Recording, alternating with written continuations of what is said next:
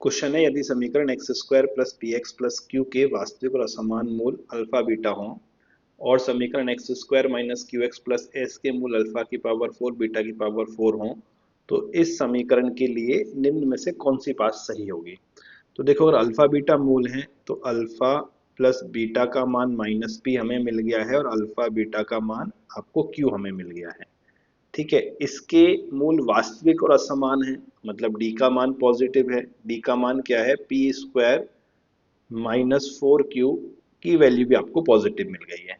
ठीक है, second equation के मूल अल्फा 4 प्लस बीटा 4 है, तो योग तो प्लस का आर आएगा और गुणनफल आपका क्या आएगा प्लस का एस आएगा। ठीक है, साथ में गुणनफल क्योंकि अल्फा इंटू बीटा का मान क्यू भी है तो मैं इसे Q4 भी लिख सकता हूं, इसे मैं Q4 भी लिख सकता हूं।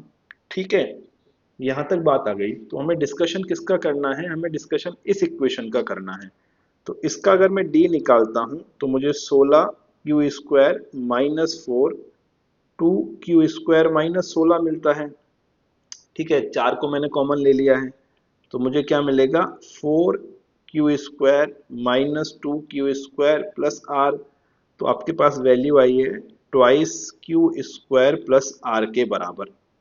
ठीक है, अब twice Q square plus R का मान क्या हो सकता है ये एक बार आप सोचना पड़ेगा।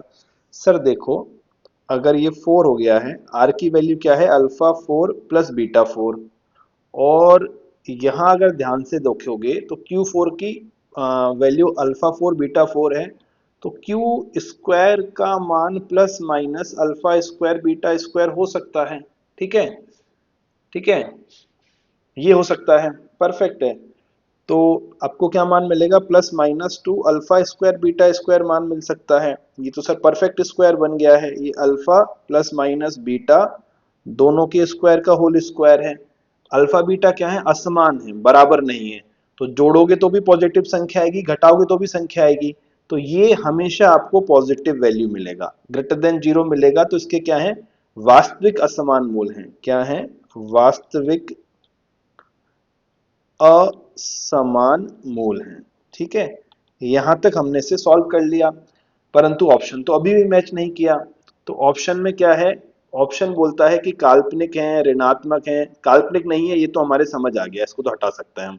ठीक है, नेगेटिव है, दोनों पॉजिटिव है, एक मूल पॉजिटिव है एक मूल नेगेटिव है। तो इस चीज का डिसीजन इस बात से कर सकता है कि जीरो कहां पर एग्जिस्ट करता है। अगर मैं इसका ग्राफ बनाऊंगा कुछ इस तरह का ग्राफ बनेगा।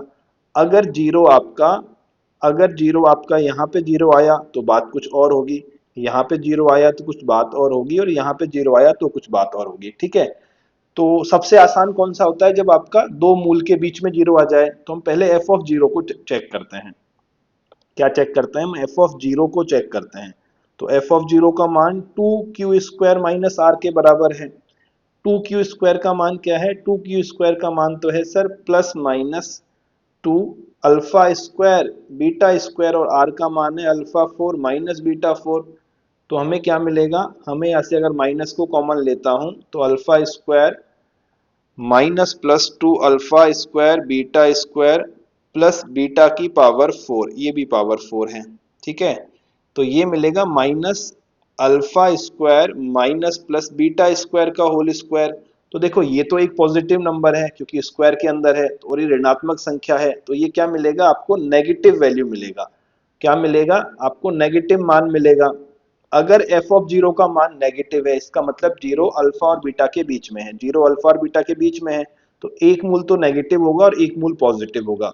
तो आपका आंसर क्या निकलेगा ऑप्शन नंबर 4, एक पॉजिटिव है एक नेगेटिव है।